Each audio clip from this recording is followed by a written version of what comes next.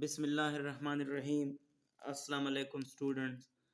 आज की इस वीडियो में हम 10th क्लास फिज़िक्स का टॉपिक नंबर 10.5 डैम्पिंग करने जा रहे हैं।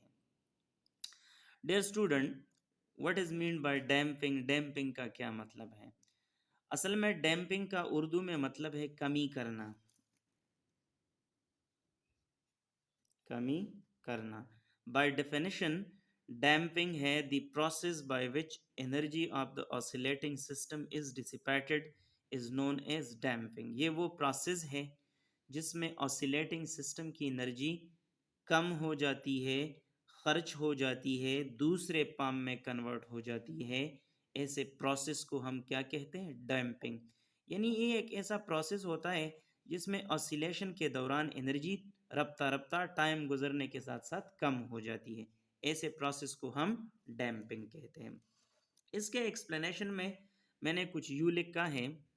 This is a common observation that amplitude of oscillating pendulum decreases gradually with time till it becomes zero.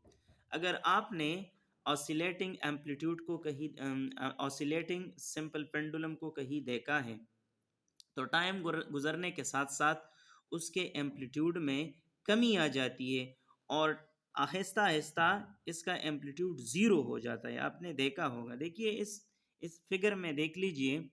Baba pendulum initially यहाँ तक जाता है, इसकी एम्पलीट्यूड काफ़ी ज़्यादा है। फिर टाइम गुजरने के साथ साथ फिर ये यहाँ तक यानी इसका एम्पलीट्यूड थोड़ा कम हो जाता है और फिर इसका एम्पलीट्यूड मज़ीद कम हो जाता है और आखिरकार ये स्टॉप हो जाता है। ये हमारे एक कॉमन ऑब्जर्वेशन है। तो ऐसे ऑसिलेशन जिसमें एम्पलीट्यूड ऑफ वाइब्रेशन टाइम गुजरने के साथ साथ कम हो जाए, ऐसे ऑसिलेशन को हम डैम्प्ड ऑसिलेशन कहते हैं। मैंने यहाँ पे डैम्प्ड ऑसिलेशन का डेफिनेशन भी लिखा है। Such type of oscillation in which amplitude decreases steadily with time are called damped oscillation. अब क्वेश्चन यहाँ पे ये पैदा होता है कि ये एम्पलीट्यूड डिक्रीज क्यों हो जाती है? The amplitude of oscillation decreases due to air resistance and other fractional forces. देखिए स्टूडेंट, जब ये बाब ऑफ पेंडुलम वाइब्रेट करता है या ऑसिलेट करता है तो ड्यूरिंग द ऑसिलेशन यहाँ पे एयर रेजिस्टेंस होता है या सम अदर फ्रैक्शनल फोर्सेस भी मौजूद होते हैं, जिसकी वजह से ये ऑसिलेशन टाइम गुजरने के साथ साथ कम हो जाती है। एयर फ्रिक्शन की वजह से ये ऑसिलेशन कम हो जाती है। असल में ये वर्क करता है अगेंस्ट द एयर रेजिस्टेंस या फ्रैक्शनल फोर्सेस, उसके खिलाफ ये काम करता है, जिसकी वजह से इसकी एनर्जी कम हो जाती है और एनर्जी कम होने के साथ साथ एम्पलीट्यूड ऑफ वाइब्रेशन कम हो जाता है। ये यहाँ पे मैंने लिखा भी है। So, the energy of oscillator is used in doing work against the resistive forces. So, the energy is dissipated from the oscillating system and finally stops. लेकिन स्टूडेंट, ये हम रियल सिस्टम की बात कर रहे हैं। ऐसा होता है रियल सिस्टम में। जब कोई रियल सिस्टम ऑसिलेट हो जाता है तो टाइम गुजरने के साथ साथ उसकी एनर्जी और एम्पलीट्यूड में कमी आ जाती है और इस असर को हम कहते हैं डैम्पिंग। ठीक है।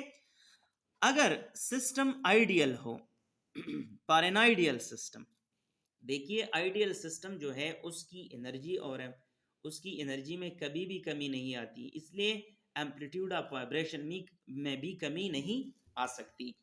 For an ideal system, the total mechanical energy of the system remains constant.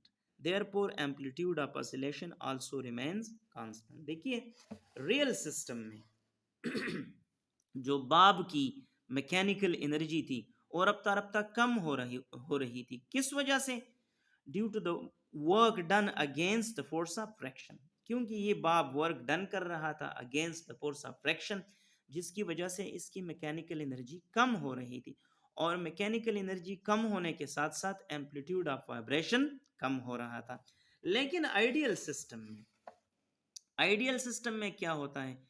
इस जो ऑसिलेटर होता है उसकी टोटल मैकेनिकल एनर्जी कांस्टेंट रहती है, जिसकी वजह से एम्पलीट्यूड ऑफ ऑसिलेशन भी कांस्टेंट रहता है और उसमें कमी नहीं आती।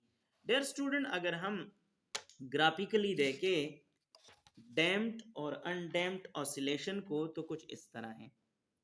देखिए मैंने यहाँ पे ग्राफिकली लिखा है, ये अनडैम्प्ड ऑसिलेशन है, यानी अनडैम्प्ड ऑसिलेशन ऐसे ऑसिलेशन होते हैं जिसके एम्पलीट्यूड ऑफ वाइब्रेशन में कमी ना आ रही हो या जिसकी एनर्जी कम ना हो रही हो। जिस तरह मैंने आइडियल सिस्टम के लिए लिखा, आइडियल सिस्टम, ये आइडियल सिस्टम के लिए है, पर आइडियल सिस्टम। देखिए टाइम गुजरने के साथ साथ ये टाइम एक्सिस है और ये एम्पलीट्यूड वाला एक्सिस है। देखिए टाइम गुजरने के साथ साथ एम्पलीट्यूड ऑफ वाइब्रेशन में ना कमी आ रही है ना ज्यादती, कांस्टेंट है amplitude of vibration through out the time.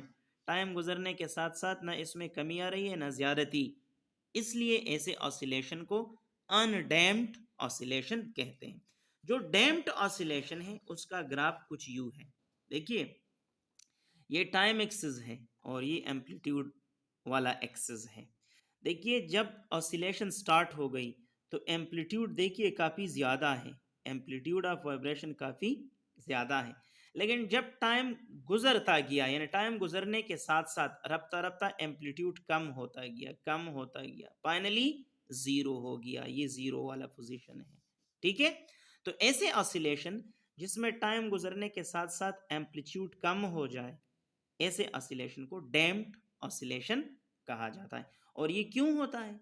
क्योंकि इस ऑसिलेटर की एनर्जी, मैकेनिकल एनर्जी कम हो जाती है, इसी वजह से इसका एम्पलीट्यूड कम हो जाता है।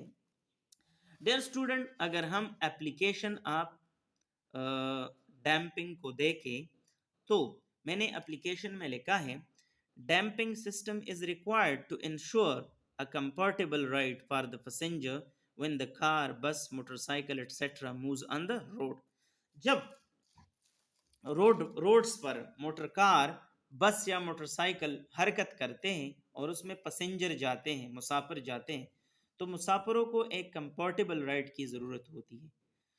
इसी वजह से मोटर कार, बस, मोटरसाइकिल वगैरह में डैम्पिंग सिस्टम का इस्तेमाल किया जाता है। The concept of damping is used in the suspension system of car, motorcycle, etc. और सस्पेंशन सिस्टम में क्या होता है? A shock absorber is used in the suspension system of car, बस या मोटरसाइकिल। मोटर कार, बस या मोटरसाइकिल के सस्पेंशन सिस्टम में हमेशा शॉक एब्जॉर्बर यूज होता है, जिसकी वजह से एक्सेसिव ऑसिलेशन जो है कम हो जाता है और डैम्पिंग का अमल होता है। डियर स्टूडेंट, असल में शॉक एब्जॉर्बर में क्या होता है? शॉक एब्जॉर्बर एक्सेसिव ऑसिलेशन को क्यों कम करती है? तो इसके लिए मैंने यहाँ पे एक शॉक एब्जॉर्बर बनाया है। डियर स्टूडेंट, शॉक एब्जॉर्बर क्या होता है? इसमें ये एक ट्यूब होता है और ट्यूब के अंदर यहाँ पे विस्कस ऑयल हमने डाले होते हैं इस ट्यूब के अंदर, और ट्यूब के अंदर एक पिस्टन होता है। देखिए स्टूडेंट, ये पिस्टन है और इस पिस्टन के अंदर सुराख है, ये पिस्टन है, पिस्टन, और इसके ऊपर हम एक स्प्रिंग लगाते हैं इस तरह।